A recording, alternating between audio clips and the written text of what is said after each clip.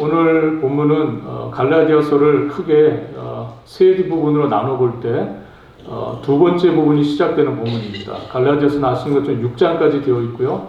1장과 2장에서 사도 바울이 갈라디아 교회 교인들을 향해서 자신의 사도직에 대해서 변호하는, 왜 자신이 이 복음을 맡은 사도가 되었는지 그 부르심에 대한 이야기를 했고요. 그리고 3장과 4장이 이제 두 번째 부분으로서 칭의 교리, 믿음으로써 의롭게 된다 하는 이 칭의 교리에 대한 부분을 상세하게 소개하고 있는 본문이 3장과 4장입니다. 그리고 마지막 5장과 6장까지가 교리의 적용, 즉 우리가 이제는 그 은혜, 그 예수 그리스도가 누구신지는 알겠는데, 우리에게 주신 복음이 무엇인지는 알겠는데, 그럼 우리는 어떻게 살 것인가? 그 그리스도를 알고 있는 사람으로서, 그 복음을 받은 사람으로서 우리는 어떠한 삶을 살아가야 할 것인가에 대한 적용 부분, 실제적인 삶의 교훈이 있는 부분이 마지막 5장과 6장이라고 할 수 있습니다. 사도 바울이 오늘 본문을 시작하면서 두 번째 부분이죠. 갈라디아서 전체에 있어서 두 번째 부분이 시작되는 오늘 본문을 시작하면서 아주 갈라디아 교인들을 신랄하게 그리고 아주 강한 표현으로 비난하면서 오늘 본문이 시작되고 있습니다. 오늘 어떻게 시작하고 있습니까? 갈라디아 사람들을 어리석도다 갈라디아 사람들아, 이렇게 시작이 되고 있어요. 이것은 사도 바울의 다른 서신서에서는 좀 보기 힘들 정도의 아주 강한 그런 표현입니다.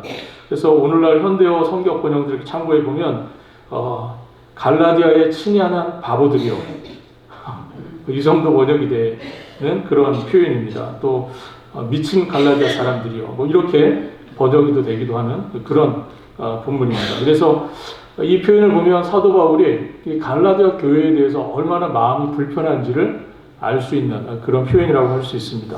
또한 동시에 이 갈라디아서가 성령의 감동을 입은 하나님의 말씀이라는 점에서 생각해 볼 때, 하나님께서 이 갈라디아 교인들을 향해서 어떠한 마음을 갖고 계시는지를 또한 우리가 볼 수 있는 그런 표현이라고 할 수 있습니다. 오늘 본문의 시작이 어리석도다 갈라디아 사람들이요, 이렇게 시작되는 것을 보면 오늘 이야기를 통해서 바울 사도가 갈라디아 교인들에게 뭔가 아주 좀 책망하는 그러한 이야기가 나올 것으로 우리가 예상을 해볼 수 있습니다. 그런데 오늘 본문을 우리가 이해하기 위해서, 그리고 특별히 3장과 4장에 나타나는 이 칭의 교리, 믿음으로써 의롭게 된다고 하는 이 놀라운 이 칭의 교리를 이해하는 일에 있어서 꼭 우리가 이해해야 될 아주 중요한 전제가 있습니다. 아주 중요한 대명제라고 할 수 있는 것이 있는데, 이것을 이해하기 위해서 에베소서 2장 8절 말씀을 꼭 읽어봐야 합니다. 에베소서 2장 8절 말씀 한번 같이 읽어보도록 하겠습니다. 너희는 그 은혜에 의하여 믿음으로 말미암아 구원을 받았으니 이것이 너희에게서 난 것이 아니요 하나님의 선물이라. 이거 암송하시는 분들도 많이 계시죠? 네, 이것이 너희는 그 은혜에 의하여 믿음으로 말미암아. 이게 굉장히 중요한 표현입니다. 너희는 그 은혜에 의하여 믿음으로 말미암아. 이 굉장히 중요한 표현입니다. 특별히 우리 믿는 신자들에게 있어서 우리의 삶, 신자들의 삶을 정의할 때 이 표현을 빼놓고 설명할 수가 없어요. 이 표현은 여러분들이 너무나 절실하게 경험하고 있고, 여러분들 신앙생활에서 너무나 절실하게 이해하고 있는 그 말씀입니다. 너희는 그 은혜에 의하여 믿음으로 말미암아 구원을 받았으니 이것이 너희에게 난 것이 아니요 하나님의 선물이라.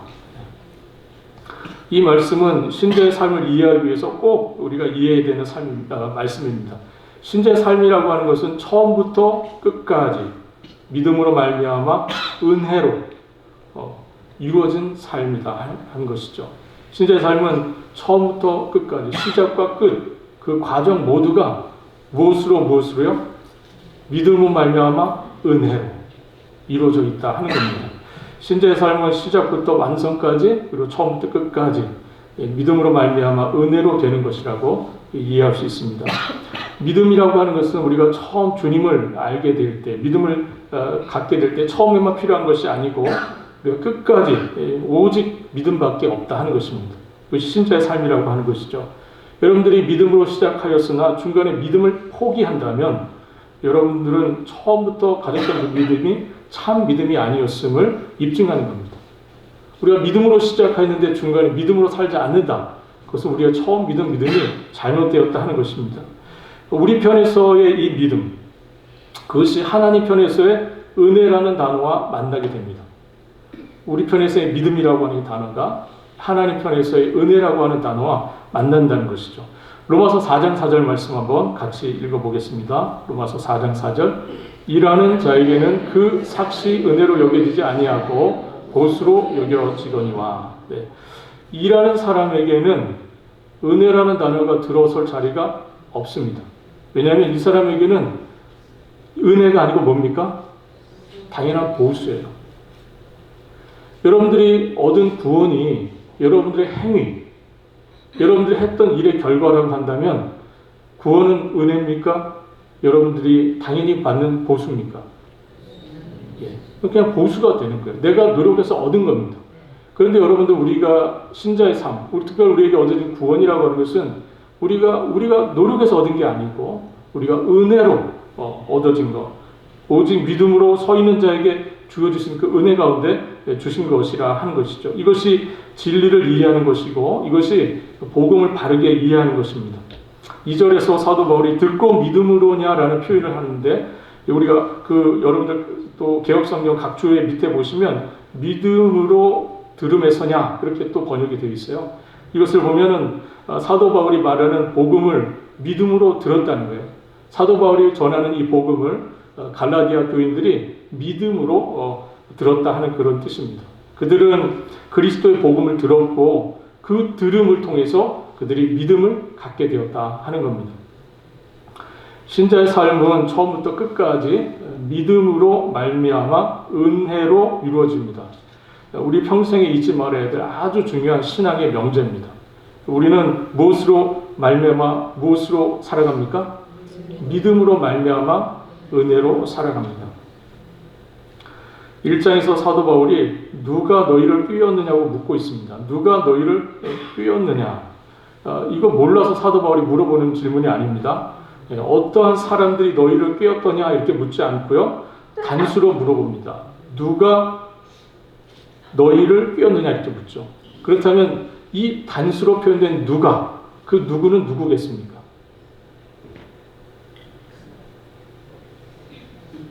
누가 너희를 꾀어서 내가 전한 그 참된 복음에서 떠나 거짓된 복음을 따르도록 꾀었느냐 그런 뜻이거든요. 누가 그것을 한 겁니까? 단수라고 말씀드렸죠. 예, 여기서 단수로 표현했습니다. 사도 바울이 굳이. 예, 그것은 바로 우리가 잘 아는 유혹하는 존재, 우리를 꾀는 존재, 거짓의 아비, 사단을 가리키는 것입니다. 바울은 이것을 염두에 두고 이 표현을 사용하고 있습니다. 사단은 매우 교묘하게 진리를 왜곡하고 거짓된 진리 가운데 우리를 끌어들이고 우리를 깬다 하는 것입니다. 아담과 하와에게 접근할 때도 그랬고 역사적으로 쉼없이 믿음의 사람들과 교회를 유혹할 때도 사단은 항상 거짓 복음으로 교회 공동체를 그리고 신자들의 삶을 유혹해 왔다 하는 겁니다. 오늘날에도 사단이 그 일을 동일하게 하고 있다고 우리가 할 때 교회와 성도들에게 요구되는 것은 무엇이겠습니까? 오늘도 동일하게 이 갈라디아서를 기록하고 있던 이 사도 바울의 시대나 오늘날도 동일하게 누가 우리를 꾀고 있습니까? 예, 사단이 여전히 우리를 꾀고 있다는 것이죠. 그렇다면 오늘날 이 사실을 우리가 알게 된 우리는 어떻게 해야 합니까? 오늘 우리에게 요구되는 것은 무엇입니까? 그것은 바로 분별하는 겁니다. 영적인 분별력을 갖는 것. 이것이 굉장히 중요합니다. 진리의 말씀에 대한 분별력, 그리고 참된 신앙에 대한 분별력, 참된 성도와 참된 지도자를 분별해내는 것. 이것이 굉장히 중요한 과제입니다. 신앙은 언제나 항상 분별력을 동반합니다. 분별 없는 신앙은 참된 신앙이 아니에요. 참된 신앙은 무엇인가를 바르게 분별하게 되어 있습니다. 그래서 참된 신앙을 갖고 있는 사람은 무엇이 참인지, 무엇이 거짓인지, 무엇이 성령의 역사인지, 무엇이 거짓된 영의 역사인지를 분별하게 됩니다. 분별하지 못하는 사람은 그 신앙이 잘못된 거예요. 참된 신앙은 항상 바른 것을, 옳은 것을 분별하게 되어 있습니다. 예수님께서 요한복음 10장 4절 5절에서 이런 말씀을 하셨어요. 양들이 목자의 음성을 아는 고로 따라오되 타인의 음성은 알지 못함으로 따르지 아니하고 도리어 도망간다 이런 말씀을 하셨습니다. 이것이 영적 분별력을 갖는 것이죠. 주님, 우리의 목자가 누군지 양이 목자의 음성을 몰라서 되겠습니까? 그죠? 주인의 부르심을 잘 양들이 깨닫는 것처럼 분별하는 것처럼 우리가 우리를 부르시는 그 주님의 음성을 우리가 바르게 분별해야 한다는 겁니다. 거짓 목자의 부름, 거짓된 진리로의 부름, 이것에 대해서 우리가 분별할 수 있는 그런 분별의 영이 우리에게 있어야 한다는 겁니다. 이런 올바른 분별력, 그것은 우리가 하나님 말씀을 바르게 읽고 또 묵상하고 공부하는 것과 관련이 있어요. 그러나 우리가 거짓된 복음과 교훈을 우리가 많이 듣고 접한다고 우리가 생각해 보십시오. 그러면 여러분들에게 올바른 분별력이 생기겠습니까? 여러분들이 잘못된 것을 계속 들어요. 예. 그러면 여러분들이 올바른 분별력이 생기겠습니까? 우리가 올바른 것을 들어야 될 필요가 있습니다. 참된 것을 들으려고 해야 하고요. 그래야지 우리가 참된 분별력이 생기고 그것을 통해서 거짓을 분별해낼 수 있게 된다 하는 겁니다. 특별히 이 부분에 있어서 사도 바울은 자신이 처음 갈라디 교회에 보냈던 복음, 그들이 믿었던 복음을 다시 언급합니다. 사도 바울이 처음 갈라디 교회에 보냈던 복음이 뭡니까? 1절에 소개가 되어 있죠. 한번 같이 다시 한번 읽어보겠습니다. 1절입니다. 어리석도다 갈라디아 사람들아, 예수 그리스도께서 십자가에 못 박히신 것이 너희 눈앞에 밝히 보이거늘 누가 너희를 꾀더냐. 사도 바울이 갈라디아에 보냈던 복음은 뭡니까? 예수 그리스도께서 십자가에 못 박히셨다. 사도 바울이 갈라디아에 보냈던 복음, 그것은 바로 예수 그리스도께서 십자가에 못 박히셨다 이겁니다. 이것이 밝히 너희에게 보이거늘 누가 너희를 꾀더냐. 이 진리로부터, 이 복음으로부터 누가 너희들을 속여서 그 진리로부터 멀어지게 하고 있느냐 하는 질문입니다. 여러분, 복음의 핵심은 뭡니까? 복음의 핵심은 갈라디아 교인들의 선행이나 율법의 행위가 하나님께 인정되었다는 것이 아니죠. 복음은 무엇입니까? 오직 그리스도의 십자가의 죽으심, 이것만이 참된 복음이라는 겁니다. 바울은 십자가에 못 박히신 그리스도를 전했고 갈라디아 교인들은 그것을 믿었습니다. 들음으로 믿었어요. 그들은 믿음의 눈이 띄어져서 그들 앞에 십자가에 못 박히신 그리스도를 똑똑히 보았습니다. 그들은 바울의 복음을 통해서 십자가에 못 박히신 그리스도를 보았어요. 그 복음을 받아들였다는 겁니다. 그 누구도 십자가에 못 박히신 그리스도를 믿음의 눈으로 바라보지 않고서는 그리스도인이 될 수 없습니다. 복음은 십자가에 못 박히신 그리스도에 관한 이야기죠. 그것이 유일한 복음의 내용입니다. 갈라디아 사람들은 그리스도를 보았기에 구원을 얻게 된 것입니다. 자기들의 살아온 삶의 내용과는 무관하게 오직 십자가에 못 박히신 그 그리스도에 대한 믿음으로 그들이 구원을 얻은 것이에요. 그것이 바로 복음입니다. 여러분도 마찬가지입니다. 십자가에 못 박히신 그리스도를 믿음의 눈으로 보지 못하고서는 아무도 그리스도인이 될 수 없습니다. 여러분들은 복음을 들음으로 십자가에 못 박히신 그리스도를 보셨습니까? 여러분들이 복음을 들었을 때에 십자가에 못 박히신 그리스도를 보셨느냐 하는 겁니다. 여러분, 이것은 그리스도께서 십자가에 못 박혀 죽으신 것이 바로 나의 죄를 위한 사건이었고, 이로 말미암아서 하나님께서 죄인인 나를 향해서 가지시는 그 불타는 하나님의 진노, 그것이 예수 그리스도의 이 은혜 아래서 다 해소되었다는 것을 믿는 것입니다. 우리가 여러분들을 향한 우리 죄인이었던 우리를 향한 하나님의 진노가 있으십니다. 죄를 향하신 하나님의 진노가 있으시죠. 그런데 여러분들 그 진노가 예수 그리스도의 복음으로 다 소멸되었다, 해소되었다는 걸 믿으십니까? 네. 예수 그리스도의 십자가의 복음이 바로 그런 것이죠. 그런 점에서 설교라고 하는 것은 십자가에 못 박히신 그리스도를 보여주는 겁니다. 저는 바라보는데 제 설교가 십자가에 못 박히신 그리스도를 여러분들에게 보여주는 설교가 되기를 바랍니다. 그것이 참된 설교요, 올바른 설교입니다. 설교가 십자가에 달린 그리스도를 보여주지 못한다면 그 설교는 복음적인 설교가 아닌 거예요. 설교는 우리가 이렇게 하면 가정생활, 이렇게 하면 부부생활, 이렇게 하면 자녀교육을, 그리고 이렇게 하면 사업 등을 잘할 수 있다고 그 성공 비결을 가르쳐주는 것이 설교가 아닙니다. 이렇게 하면 가정생활이 좋아집니다. 이렇게 하면 부부생활이 좋아집니다. 이렇게 하면 자녀교육 잘할 수 있습니다. 이렇게 하면 사업을 성공할 수 있습니다. 이걸 말하는 게 복음이 아닙니다. 설교는 십자가에 못 박으신 그리스도가 없이는 우리 죄인들이 하나님 앞에서 올바른 관계에 설 수 없다는 것을 가르쳐주는 것이죠. 그것이 올바른 설교라고 할 수 있고 그것이 복음을 드러내는 설교라고 할 수 있습니다. 바울 사도는 그것을 갈라디아 교회에 설교했고 갈라디아 교인들은 믿음의 눈으로 그리스도가 십자가에 못 박히신 분이라는 것을 보았고 그분을 믿었다는 겁니다. 이것이 사도 바울이 갈라디아 교회에 보냈던 복음이었어요. 그런데 눈앞에서 십자가에 못 박히신 그리스도를 보고도 그들이 지금 어떻게 하고 있습니까? 그 그리스도를 속히 떠났다고 이렇게 얘기합니다. 1장 6절 우리가 봤던 부분인데 여러분들 기억하실런지 모르겠습니다. 우리 1장 6절 한번 같이 다시 한번 읽어보죠. 갈라디아서 1장 6절입니다. 같이 읽습니다. 그리스도의 은혜로 너희를 부르신 이를 이같이 속히 떠나 다른 복음을 따르는 것을 내가 이상하게 여기노라.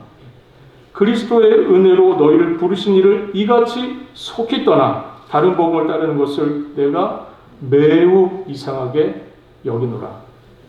갈라디아 교회를 바라보면서 느꼈던 바울의 생각입니다. 감정입니다.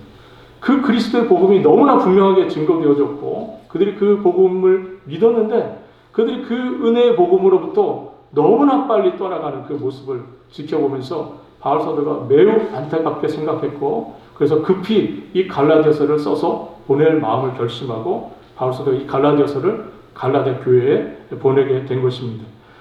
여러분들 어떻게 이런 일이 가능하냐고 어떻게 이런 일이 일어날 수 있냐고 말하는 이 바울의 모습을 여러분들 생각해 볼 수 있기를 바랍니다. 그들을 바라본 바울의 마음은 정말 어리석기 짝이 없는 사람들인 거예요.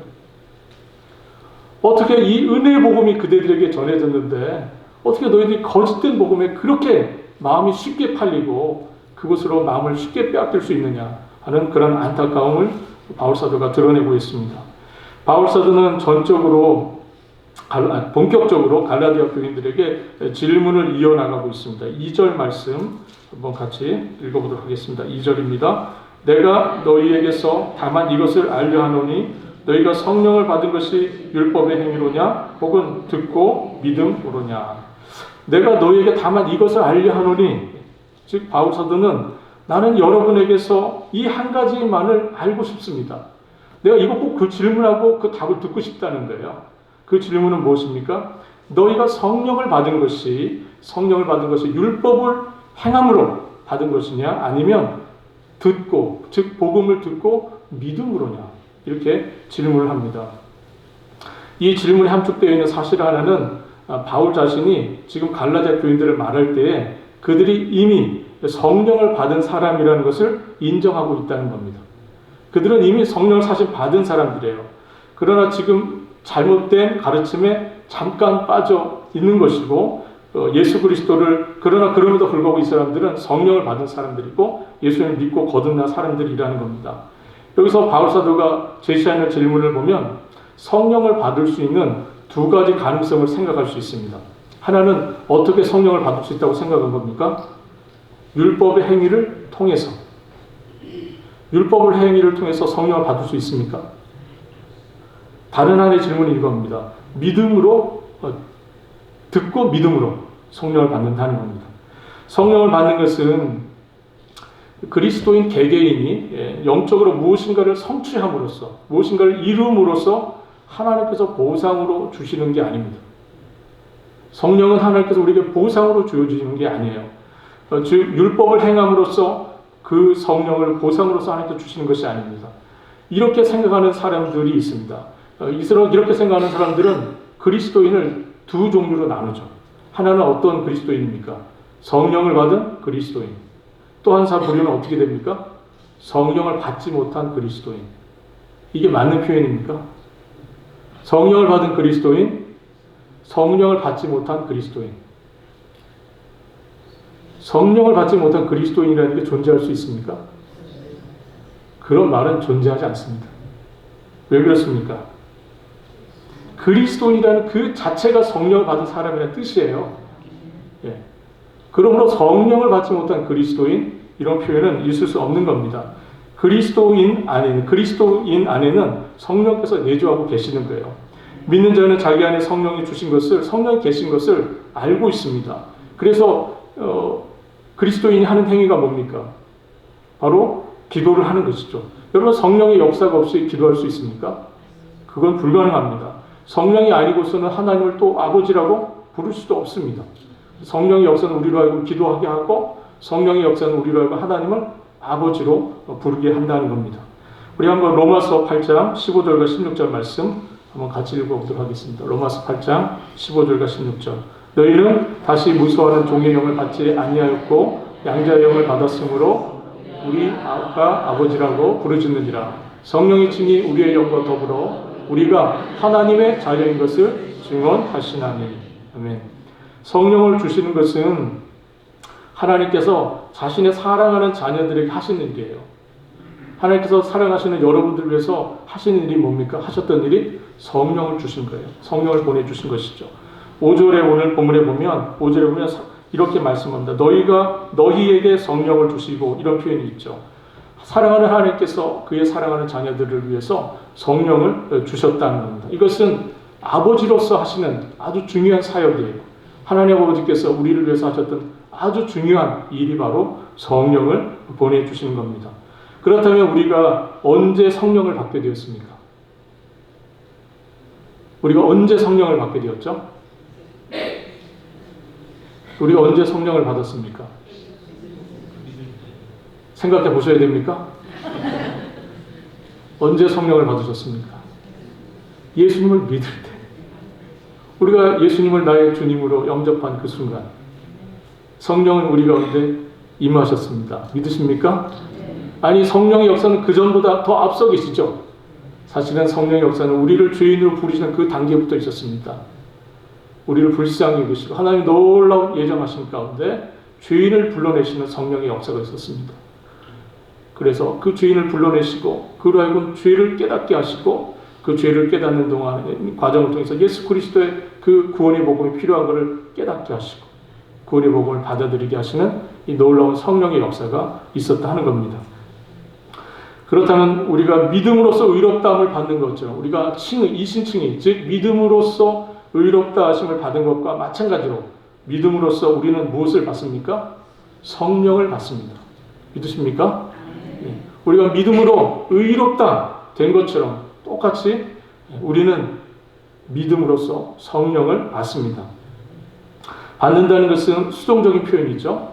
그래서 우리가 일을 해서 율법을 준수해서 할례를 받아서 그것을 내 당연한 몫으로서 얻게 된다, 그런 뜻이 아닙니다. 나의 성취에 근거를 둔 것이 아니라 그리스도의 성취, 즉 그리스도께서 십자가에 이루신 저 구속사역, 그 성취의 근거에서 우리가 무엇을 받습니까? 성령을 받습니다. 구원이 믿음으로 말미암아 은혜로 거저 주어진 것처럼 성령을 받는 일도 동일하게 믿음으로 말미암아 은혜로 주어지는 겁니다. 신자의 삶에 아주 중요한 대명제가 뭐라고요? 신자는 믿음으로 말미암아 은혜로 산다 그랬죠. 믿음으로 말미암아 은혜로 산다는 겁니다. 우리는 믿음으로 말미암아 은혜로 성령을 받았다 하는 겁니다. 우리가 이런 말을 들을 때가 있습니다. 여러분들 성령 체험을 하고 싶으십니까?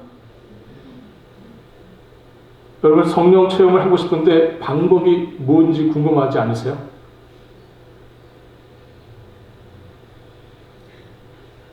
성령 체험을 하고 싶은데 방법을 모르겠어요. 그럼 여러분 어떻게 하셔야 됩니까? 성령 받는 비결 알려드릴까요? 그런 방법이 있을 리가 있습니까?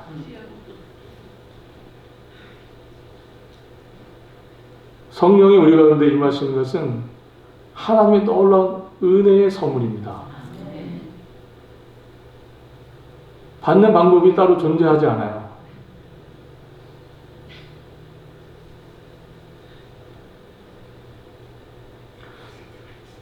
여러분들 하나님을 알려면 어떻게 하셔야 합니까? 어떤 방법이 있을까요? 하나님을 알려면 어떻게 하셔야 됩니까? 여러분 하나님을 아는 방법이 따로 존재하지 않습니다. 하나님은 어떤 방법 안에 이렇게 갇히는 분이 아니세요. 왜 그렇습니까? 하나님은 인격이시기 때문에 그렇습니다. 하나님은 기계적으로 어떤 방식과 공식 안에 갇히는 분이 아니세요. 제가 어렸을 때, 제가 중고등학교, 대학교 갈 때, 그때 한참 동네에 유명했던 것이 있습니다. 커피 자판기가 있었어요. 지금은 이제 자판기라는 게 거의 먼저 사라졌지만, 예전에는 100원짜리 동전을 넣으면 커피 자판기에서 커피가 나왔습니다. 그런데 그날 돈이 조금 더 있어서 50원이 더 있어요. 그러면 150원을 넣으면 50원짜리만큼의 프리미엄 커피가 그 옆에 있습니다. 버튼이 2개가 있는 거죠. 여러분, 하나님을 마치 100원짜리를 넣으면 100원짜리를 내놓으셔야 되는 그러한 기계적인 하나님, 그 방식에 갇혀있는 하나님으로 오해하는 분들이 계십니다. 여러분, 우리가 사람을 사귀는 일에 있어서도 일정한 공식이 있습니까? 여러분, 우리가 개개인마다 사람이 다 달라서 우리가 개개인마다 사람을 사귀는 방식이 다 다를 수 있습니다. 마찬가지로 하나님은 절대적인 인격이신 분이세요. 그렇기 때문에 하나님은 어떤 방식 안에 갇혀있는 분이 절대로 아닙니다. 우리가 하나님과 깊이 친밀하게 지내려고 하면 어떻게 해야 합니까? 하나님을 알아가시려면 어떻게 해야 되죠? 하나님을 신뢰해야 합니다. 하나님을 아는 방식은 딱 그거예요. 하나님을 신뢰하는 것밖에 없습니다. 하나님을 믿고 하나님을 신뢰하면 하나님과 관계가 깊어지고 하나님을 알아가게 됩니다. 어떤 방법이 있는 게 아니에요. 여러분, 천문학자가 천체를 관측을 합니다. 우주 망원경으로 천체를 늘 이렇게 관찰을 하겠죠. 왜 천체를 관찰합니까? 자기가 알고 싶은 비밀, 자기가 알고 싶은 것이 그 천체 속에 있기 때문에 유심히 관찰하고 지켜보고 신뢰하는 마음으로 바라보는 겁니다. 여러분, 생물학자가 현미경으로 아주 작은 세포를 늘 관찰합니다. 왜 그렇습니까? 왜 거기에 신뢰를 갖고 거기에 답이 있다고 믿고 그것을 계속 바라보는 것이죠. 우리가 하나님을 아는 길도 역시 우리가 그 하나님을 신뢰하고 하나님께 마음을 두고 그것을 계속 하나님과의 관계를 가질 때에 하나님과의 관계가 생기는 거고요. 그 관계가 거기서 깊어지는 겁니다. 어떤 방식이 있는 게 아니에요. 신뢰하는 것, 하나님을 믿는 것, 그것만큼 하나님을 알아가는 좋은 방법이 없다 하는 겁니다. 여러분, 신앙이라는 것, 믿음이라는 것은 뭡니까? 본질적으로 신앙, 믿음이라는 것은 관계라는 겁니다. 누구와 누구의 관계입니까? 하나님과 우리 사이의 관계죠. 하나님과 우리 사이의 관계를 신앙, 믿음이라고 하는데 그것을 깊어지게 하는 것은 무엇입니까? 하나님을 신뢰하는 거예요. 하나님을 믿는 겁니다. 그거 외에는 하나님과의 관계를 깊게 하는 방식이 따로 존재하지 않는다는 겁니다. 여러분, 우리가 하나님을 알고 성령을 체험하는 유일한 길은 모호하게 들리실지 모르겠지만 하나님을 믿는 거예요. 그 하나님께 신뢰를 두는 겁니다. 그거 외에는 우리 하나님 깊이 알아갈 방법이 없어요. 여러분, 사도 바울이 오늘 여기에서 더 나아가서 하나님의 어떻게 성령을 받았느냐 하는 이 출발점의 문제뿐만 아니라 어떻게 마치느냐에 대한 문제도 함께 말하고 있습니다. 5절, 우리 3절 말씀 한번 같이 읽어보도록 하겠습니다. 3절. 너희가 이같이 어리석으냐? 성령으로 시작하였다가 이제는 육체로 마치겠느냐? 갈라디아 교인들이 믿었을 때에 성령을 받음으로써 시작을 했습니다. 성령을 받음으로 믿음을 시작했어요. 그러나 그들이 이제 거짓 교사들의 가르침을 따라서 율법을 행하고 또 할례를 받으려고 하는 유혹 속에 빠지는 사람들이 있었습니다. 어리석게도 성령이 아닌 이제 무엇으로 그들이 마치려고 하는 거예요? 육체로 마치고자 하는 일들이 벌어진 겁니다. 바울 사도가 빌립보 교회에 보낸 편지를 보면 너희 속에 착한 일을 시작하신 이가 그리스도 예수의 날까지 능히 이루실 줄을 우리가 확신하노라, 이런 말씀을 합니다. 즉 시작하신 이가 어떻게 하십니까? 마친 일까지 감당해 주시는 거죠. 그죠? 우리 가운데 성령을 주시고 우리 가운데 시작하니까 하나님께서 우리의 마지막을 끝까지 은혜 가운데 맞춰 주실 것이다 하는 겁니다. 이루시는 분, 완성하시는 분, 그것은 바로 우리 가운데 처음 이 일을 시작하신 그분께서 이 일을 맞춰주시겠다고 말씀합니다. 여기에 육체라고 하는 이 표현이 나오는데 이 육체라고 하는 것은 성령과 대비되는 표현입니다. 성령과 대비되는 표현이고 어떤 의미에서 우리의 육신의 그 연약한 약함 그리고 또 죄악 가운데 있는 우리 인간의 본성 이런 것들이 육체라고 표현이 되어 있습니다. 우리 가운데 있는 자기의 이런 것들이 육체라는 표현입니다. 그래서 우리 자기의를 추구하는 어떤 그런 죄성 이런 것이 육체라고 할 수 있습니다. 구원의 근거를 자기 안에서 찾으려고 하는 그러한 마음 이것이 바로 육체입니다. 갈라디아 사람들은 잘 시작하였다가 이제 무엇으로 마치려고 합니까? 무엇으로 돌아가려고 해요? 율법의 행위로 자꾸 돌아가려고 하는 겁니다. 그러나 여러분 그리스도인의 삶은 철저하게 성령으로 시작해서 성령으로 끝나는 것임을 여러분들 기억하시길 바랍니다. 우리가 성령으로 시작하여서 성령으로 믿음으로 시작하여서 믿음으로 맞춰지는 것이죠. 이신칭의 복음을 사도 바울이 전하면서 믿음으로 말미암아 의롭되는 것처럼 믿음으로 말미암아 성령을 받는다고 하는 이 설명을 하면서 오늘 이 바울 사도가 오늘 보면 4절에 가서 이러한 이 진리를 지키는 일이 얼마나 어렵고 힘든 일인지를 설명을 합니다. 4절 한번 같이 읽어보도록 하겠습니다.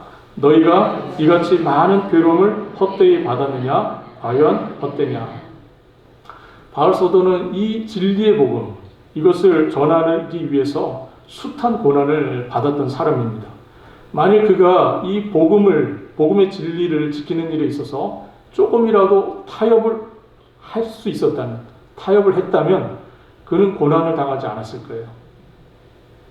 그가 조금이라도 타협을 했다면 고난을 당하지 않았을 겁니다. 사도행전 13장과 14장을 보면 갈라디아 지방으로 복음을 전했던 바울의 이야기가 나옵니다. 즉 이 갈라디아 교회들이 있었던 지역이죠. 그 지역들은 비시디아 안디옥과 이고니온 그리고 루스드라와 더베가 있는 그 지역입니다. 그 갈라디아 지방이 복음을 전할 때 사도 바울이 많은 고난을 당하였음을 사도행전 13장과 14장이 소개를 합니다. 루스드라에서는 심지어 돌에 맞아 죽을 뻔한 일이 있었습니다. 죽은 줄 알고 버렸어요, 사람들이. 바울에게 돌을 쳤는데 바울이 죽었다고 생각했습니다. 그래서 버린 적이 있어요. 그 정도의 고난을 당했던 적이 있었습니다. 이 갈라디아 교인들이 그 바울 사도가 당한 고난을 모르지 않습니다. 누구보다도 그 갈라디아 지역을 다니면서 진리의 복음을 전하다 고난받았던 바울의 모습을 누구보다도 이 사람들이 잘 알고 있었어요. 이 바울이 고난을 당한 이유는 뭡니까? 이 신칭의 복음, 믿음으로써 구원에 이른다. 믿음으로 의인되고 믿음으로 구원을 얻는다고 하는 이 복음을 전하다가 고난을 당하는 겁니다. 유대인들이 생각하는 구원은 뭡니까? 믿음으로 구원을 얻는 겁니까? 유대인들이 생각하는 복음은 율법을 행함으로 구원을 얻는 거예요. 그런데 바울 사도가 어느 날 갑자기 믿음으로 구원을 얻는다고 말하는 이 일에 대해서 온갖 핍박이 또 하늘 그 바울 향한 핍박이 일어나기 시작한 겁니다. 이 고난은 비단 바울 혼자만의 것은 아니었을 겁니다. 처음에 갈라디아에서 예수 그리스도를 믿고 성령을 받은 이 사람들, 갈라디아 교인들에게도 바울과 함께 고난을 받는 일이 적지 않게 있었던 것 같아요. 그래서 사도 바울이 이렇게 오늘 본문에서 말하는 겁니다. 너희가 이같이 많은 괴로움을 헛되이 받았느냐? 이들도 바울 사도와 함께 고난을 처음에 많이 받은 거예요. 이 진리의 복음을 지키기 위해서 많은 고난에 참여했었던 겁니다. 그래서 바울 사도가 이 말씀을 4절에서 그렇게 한 거예요. 너희가 그 복음을 인하여 고난을 받았는데 어떻게 이렇게 속히 떠나서 거짓된 교훈에 휘말릴 수 있느냐 하는 그 이야기죠. 너희가 고난을 헛되이 받았느냐? 너희들이 그리스도의 복음을 지키기 위해서 그 진리를 지키기 위해서 많은 고난 가운데 어려움을 당했는데 이제 와서 너희들이 성령으로 시작했는데 이제 육체로 마치려고 하느냐 하는 바울의 안타까운 이야기입니다. 여러분 오늘 우리의 상황도 크게 다르지 않다는 생각이 듭니다. 여러분들 처음에 하나님의 은혜로 예수 그리스도 안에서 구원을 얻으셨습니다. 그런데 여러분들 어느 순간 여러분들 신앙생활이 정말 여러분들의 신앙이 계속 복음 가운데 유지되고 있습니까? 여러분들은 지금도 믿음으로 정말 주님을 의지하는 참된 믿음으로 여전히 복음 가운데 여러분 살고 계십니까? 여러분들 어느 순간부터 여러분들이 듣기 좋아하는 이야기를 강단에서 들려주길 원하고 있지 않으세요?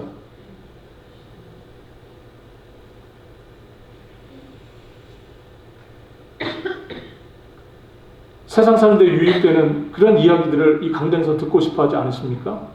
여러분들을 위로하고 여러분들을 격려하는 그런 메시지를 이 강단에서 듣고 싶어 하지 않으세요? 여러분들은 정말 십자가에 달리신 그리스도의 그 피 묻은 복음, 그것으로 만족하고 계십니까? 어느 순간부터 여러분들을 위로해주고 여러분들의 귀를 즐겁게 하는 이야기들, 그런 이야기들을 듣고 싶어 하지 않으세요? 여러분들은 정말 그리스도의 복음으로 깨어 계십니까? 정말 그리스도의 복음이 들려지는 것에 대해서 기뻐하시고 그 복음을 안고 여러분들 그 복음과 함께 고난받으며 복음에 합당한 삶을 살고 계십니까? 복음이 여러분들의 삶을 어떻게 이끌어 갈 거라고 생각하십니까?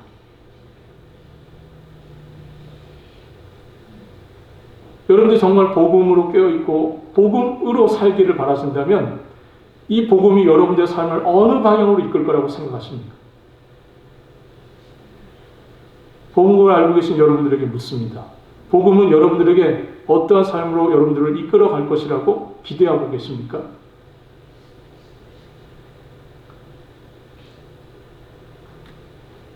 복음에 합당한 삶은 여러분들에게 어떤 삶으로 이끌어 가겠습니까?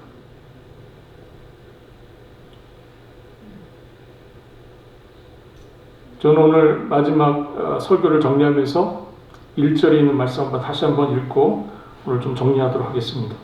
함께 읽겠습니다. 어리석도다 갈라디아 사람들아, 예수 그리스도께서 십자가에 못 박히신 것이 너희 눈앞에 밝히 보이거늘 누가 너희를 빼도냐.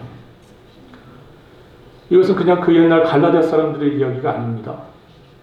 바울의 이 이야기는 오늘 이 교회를 향한 하나님의 말씀이십니다. 예수 그리스도께서 십자가에 못 박히신 것이 너희 눈에 밝히 보이거늘. 처음에 여러분은 은혜로 인하여 믿음으로 말미암아 눈앞에 십자가에 달려 죽으신 그리스도 예수를 밝히 보았으나 시간이 흐르면서 점점 잊혀져 가고 은혜 없는 삶을 살아가고 있지는 않으십니까? 구원을 얻고 감격하고 주인에게 찾아오신 주님의 은혜를 찬양하며 시작하였으나 시간이 지나가면서 다른 사람들과 자신을 비교하고 교회 안에서 자신의 위치와 자리를 차지하려 하고 그러기 위해서 무엇인가 자기의 공적을 쌓아가는 것에 관심을 두기 시작하지는 않으셨습니까?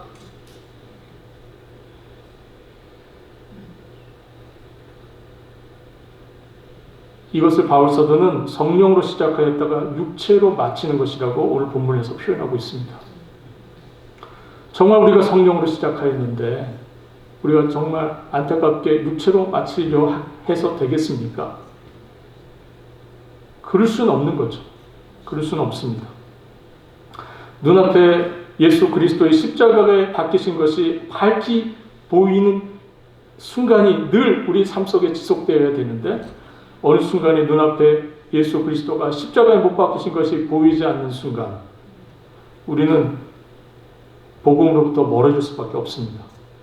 십자가에 그리스도가 보이지 않는 순간 우리는 본성대로 행하게 되어 있고 여러분들의 영적인 눈을 십자가에 못 박히신 그리스도 예수께 주목하여 살아가지 않는다면 우리는 복음으로부터 멀어지는 삶을 살 수밖에 없고 우리의 육체를 따라서 우리의 본성을 따라서 살아갈 수밖에 없다 하는 겁니다.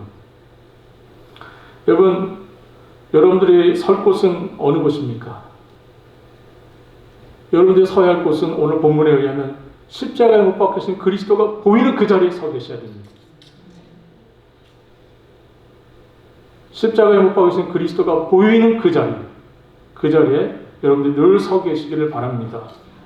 주님 처음 듣던 그 처음에도 역시 그 자리였지만 인생의 마지막 순간 우리가 죽음을 맞이할 때에도 십자가에 달리신 그리스도가 밝히 보이는 그 자리에 여러분들은 서 계셔야 합니다. 이제 설교를 마치고 찬송가 494장을 우리 함께 부를 텐데요. 만세반석 열리니 라는 찬송가입니다. 너무나 잘 쓰는 찬송가죠. 그 마지막 절의 고백, 그 고백처럼 우리가 마지막 순간에도 만세반석 되시는 예수 그리스도께서 그 몸을 깨트리셔서 열어놓으신 그곳으로 들어가야 합니다. 만세반석 되시는 그리스도께서 그 몸을 깨트리셔서 열어놓으신 그 길로 우리가 들어가야 하고 그 십자가 앞으로 나가야 합니다. 십자가는 우리의 처음 시작 믿음을 주는 그 자리에도 우리가 있어야 될 곳이었지만 우리가 마지막 죽음을 맞이하는 그 순간 그곳에서도 우리가 서 있어야 할 곳은 십자가에 달리신 그리스도가 밝히 보이는 그곳이어야 한다는 사실을 여러분 꼭 기억하시길 바랍니다. 우리는 성령으로 시작하였고 또 성령으로 마쳐야 될 사람들이고 믿음으로 시작하여서 역시 믿음으로 마쳐야 될 사람입니다. 갈라디아 사람들에게 경고했던 이 바울의 메시지가 오늘 우리에게도 들려줄 수 있길 바랍니다. 성령으로 시작하였는데 우리가 육체로 마칠 수는 없지 않습니까? 그럴 수는 없는 거 아닙니까? 그죠? 우리가 마지막 순간까지 성령으로 우리가 주님 앞에서 은혜를 누리는 여러분들 될 수 있기를 주님의 이름으로 바라겠습니다.